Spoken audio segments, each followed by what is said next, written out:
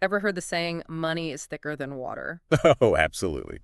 Well, today's deep dive takes us into a family saga where that saying gets put to the ultimate test. Buckle up.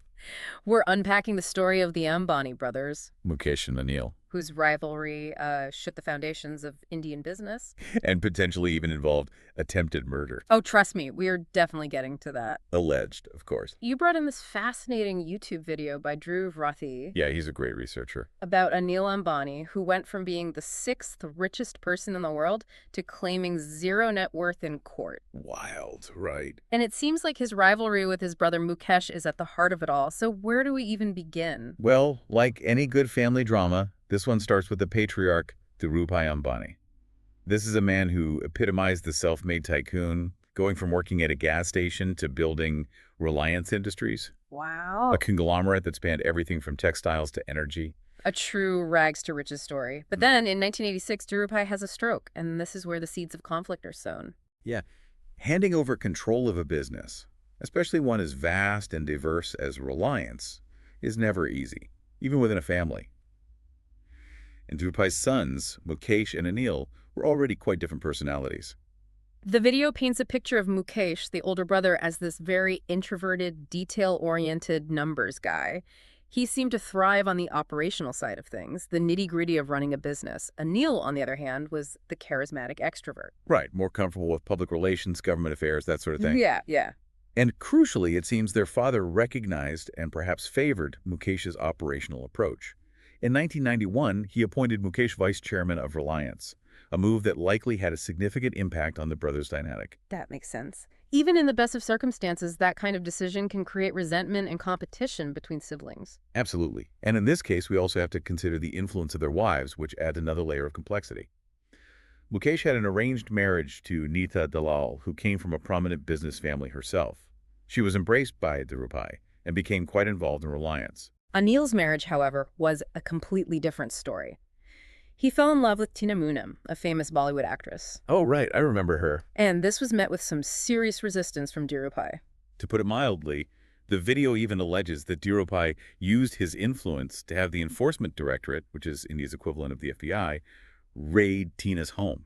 No way. It was a huge scandal at the time. Wow, talk about a power move. That says a lot about how opposed he was to the relationship and perhaps hints at the level of control he exerted over his sons. Exactly. And it speaks to the cultural context as well. Dhirubhai came from a much more traditional background, and this clash between the old and the new, tradition versus modernity, played out within the family itself. So we've got this powder keg of ambition, rivalry, and family drama. Then in 2002, Dhirubhai Ambani passes away. What happens to the empire? As you might expect, Mukesh, as the elder son and already positioned as vice chairman, takes control of Reliance Industries. But Anil is, shall we say, less than thrilled with this arrangement? Yeah, I can imagine. Given their history, I'm guessing he didn't just quietly accept a backseat role. Not at all. This is where Anil's political savvy comes into play. The video highlights his growing relationship with the Samajwadi Party, a major political force in India, especially in the state of Uttar Pradesh, where Reliance had significant interests. Okay, so a little reminder for our listeners who might not be experts in Indian politics. What exactly is the Samajwadi Party and what kind of influence did it have? Good point. So the Samajwadi Party at the time championed what we might call a populist center-left platform, often advocating for the interests of rural communities and farmers. They were a significant political force. And an alliance with them could definitely provide leverage, especially in terms of securing permits, navigating regulations, that sort of thing. So Anil's building his power base, while Mukesh is consolidating his control over Reliance. This can't be good for brotherly relations. You're catching on. And it gets even spicier. Anil doesn't just befriend some party officials, he becomes a member of the Rajya Sabha. Hold on, Rajya Sabha. For those of us who haven't memorized India's entire political structure, what does that even mean? Fair enough. The Rajya Sabha is the upper house of India's parliament, similar to the Senate in the United States. Becoming a member is a pretty big deal. It's a position of national influence and gives you a powerful platform. Okay, so Anil's not just playing business, he's stepping onto the national political stage. Did this move worry Mukesh? According to the video, it definitely raised eyebrows. For one, it brought their immense wealth into the public eye, which may not have sat well with Mukesh. And remember that slip-up Mukesh made at the CNBC event. where he accidentally revealed he hadn't actually finished his MBA at Stanford. Oh, yeah, I remember that. It was all over the news. So Anil aligns himself with a powerful political party. Mukesh gets caught in a little resume embellishment, and suddenly their rivalry is front page news. Precisely. And the Indian media at the time wasn't exactly known for holding back. This wasn't just gossip. It was impacting investor confidence and even affecting the stock market. The video mentions that the government had to intervene. Even the finance minister and prime minister got involved. Wow, so we've gone from sibling rivalry to a national economic crisis. What happens next? So the government steps in to mediate this family feud, turn national crisis. What happens? Do they kiss and make up? I'm not sensing a happy ending here. Not quite a happy ending, but there is a truce, at least temporarily. In 2005, thanks in part to pressure from their mother, Kokilaban, and various influential figures, the brothers agreed to formally divide the Reliance empire. Okay, so what does this division actually look like? Who gets what? The agreement gives Mukesh control of the core Reliance industries, businesses including oil and gas exploration, refining, and petrochemicals. These were arguably the crown jewels of the empire, generating huge revenue and holding strategic importance. Anil, on the other hand, gets Reliance Infocom, the telecom giant, as well as Reliance Energy and Reliance Capital. So at first glance, it seems like a fairly even split, but you're implying there were some underlying imbalances. Exactly. The video highlights is that while Anil's companies had the potential for rapid growth, they were also more capital-intensive and heavily reliant on government regulations and permits. Telecom, especially back then, was notoriously difficult to make profitable in India. So Anil was more vulnerable to political shifts and regulatory hurdles, while Mukesh had a more stable, established base.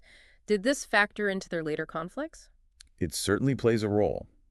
Remember Anil's ambitious Dadri power plant project, the one that was supposed to cement his political capital?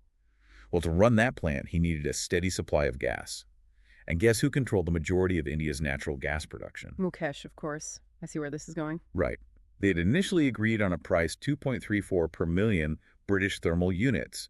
But after the Reliance division, Mukesh's company started dragging its feet, claiming they couldn't honor that price due to government regulations. Hold on, so they shake hands, divide the empire, and then one brother uses his position to potentially undermine the other's biggest project. That seems deeply unethical. It certainly raises questions about fair play and whether this was a calculated move on Mukesh's part.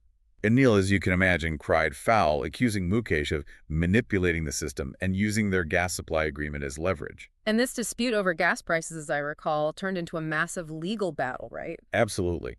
It escalated to the Bombay High Court, and it ultimately landed in the Supreme Court of India, becoming a huge national issue. Anil argued that their private agreement should be honored, while Mukesh, backed by the government, claimed that natural resources were under the state's purview and that he couldn't just dictate prices to his brother. This is where things like that truly wild turn with the helicopter incident, right? It's like something out of a spy movie. It really is. In 2009, during routine maintenance on Anil's helicopter, a technician discovers pebbles and debris deliberately placed in the fuel tank. A blatant act of sabotage. The mechanic who found it was later found dead by a railway track. A suspected suicide with a note claiming pressure from Mukesh's camp. Okay, that's chilling. What are we to make of this? Was it ever proven to be connected to the rivalry, or did it just get swept under the rug like some unfortunate accident? The video suggests that while coworkers were arrested for the sabotage and the mechanic's death, accusations flew back and forth between the brothers' camps. To this day, it remains a mystery. Was it corporate sabotage, a desperate attempt to gain an advantage, or a tragic coincidence? We may never know for sure. It definitely adds a layer of intrigue and darkness to an already complex story. So what happens next? Did Anil ever recover from these setbacks? Sadly, no. The Supreme Court ultimately ruled against him, siding with the government and Mukesh on the gas pricing issue. This was a major blow to Anil's companies, especially Reliance Power, which was depending on that cheap gas for the Dadri project. And as Anil fought legal battles and struggled to stay afloat, the telecom landscape in India was undergoing a seismic shift. This is where Mukesh's strategic play with Reliance Jio comes in, right? Exactly. Remember how we talked about those early technology choices in Indian telecom? Well, Mukesh had initially bet on a type of SIM card technology called CDMA that couldn't handle 4G, the next generation of mobile internet. This gave Anil, who had adopted the GSM standard, a significant advantage in the early days of the mobile internet boom. But then Mukesh played the long game. He used this setback to his advantage, investing heavily in developing his own 4G network, Reliance Geo, and then launching it with incredibly low data prices that completely disrupted the market. Anil, meanwhile, was saddled with debt and struggling to catch up. It was a brilliant, if ruthless, business strategy.